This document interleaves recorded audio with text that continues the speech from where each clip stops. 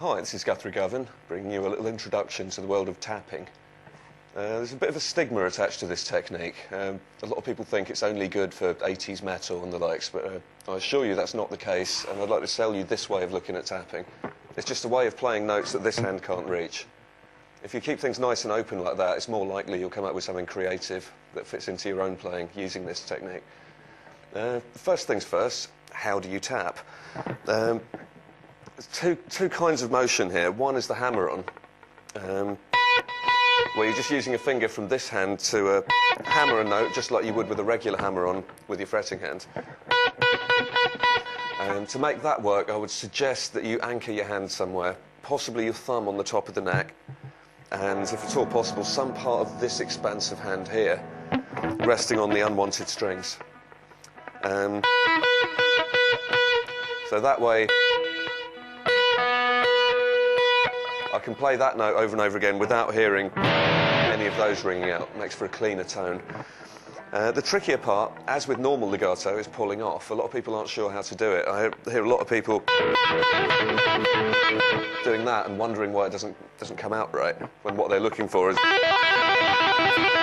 Now, the difference between and is what this hand's doing when it's leaving the string. Now, if I slow that right down, this is the classic Van Halen tapping lick that everyone did to death at the end of the 70s.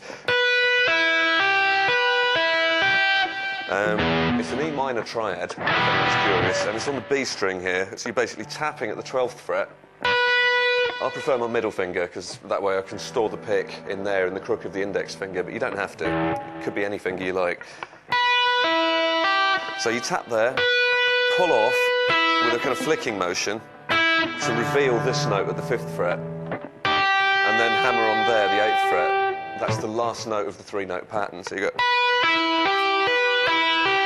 Now, what this finger's doing when it's leaving the string is kind of flicking away. Some people like to flick by curling the fingers in. Other people prefer to flick towards the floor. But the main point is, whichever way feels more comfortable for you, the philosophy behind it is that you should be able to get that string moving as this finger leaves the string. So, a good test of that, just have that tapping finger there, silent but pressing down on the fret, and this finger on the 5th fret with a note there just waiting to be revealed, and then just work on that flicking motion from nothing. Can you make that note come out sounding loud? Because that's the hard part of tapping. It's what to do with this finger after it's tapped.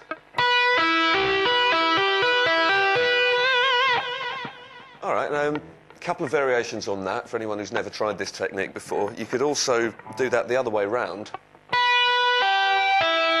12, 8, 5.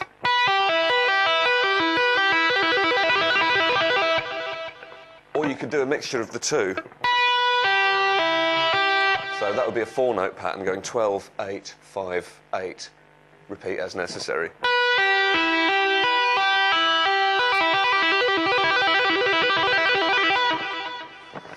Okay, next thing you might want to experiment with is adding some notes in between. So instead of it just being the standard heavy metal triad, you've got some scale notes in there.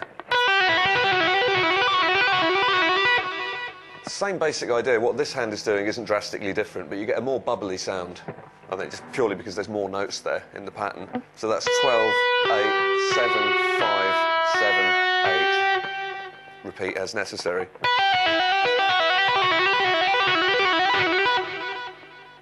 Okay, the next thing we haven't worried about yet is string crossing. So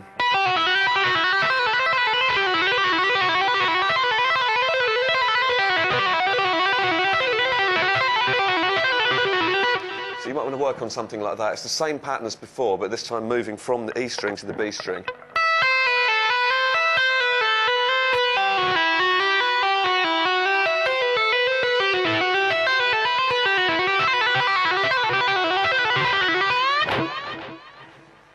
Okay, now perhaps for a couple of less conventional applications of tapping.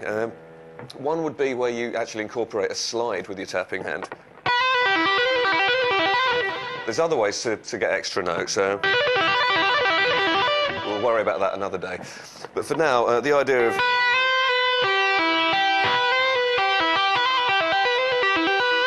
or if you want to be a bit more dramatic, you might slide, instead of sliding to the 13, you could go all the way up to the 15.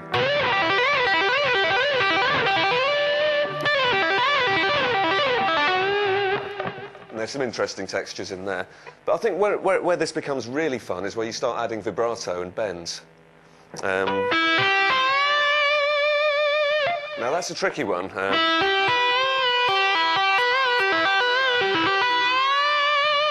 A lot of people aren't quite sure what this hand should be doing when you're bending a string. I think it should be exactly the same way that you bend a string normally. And this hand's job, the tapping hand, is basically just trying to stay glued to the string. So it's constantly pushing the string down onto the fret.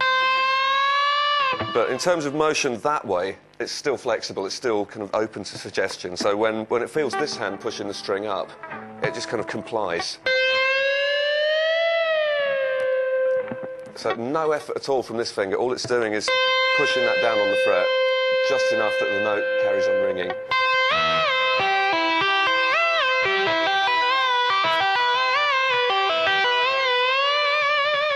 And vibrato, the same kind of thing. It's your normal fretting hand doing all the work. So a final quirky twist on all of that.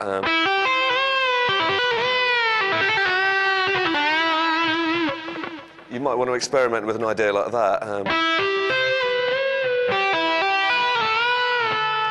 Which I think has an unusual sound. You can't get that playing conventionally with one hand. So what you'd be doing there is maybe tapping this note, and then you're going to slide down a fret, but bend up a fret at the same time.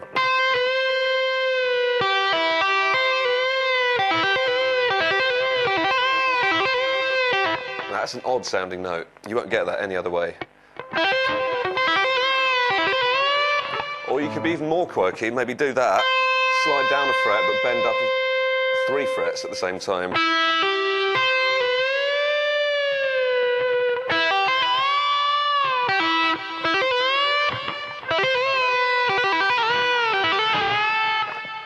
Let's slow that lick down.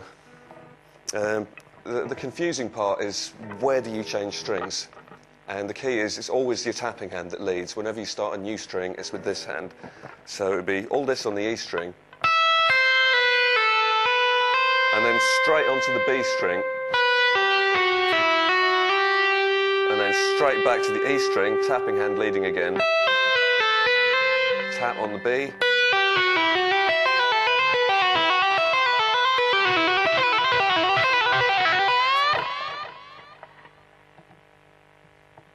and there you have it, an introduction to the exciting world of tapping. Tap wisely, my friends.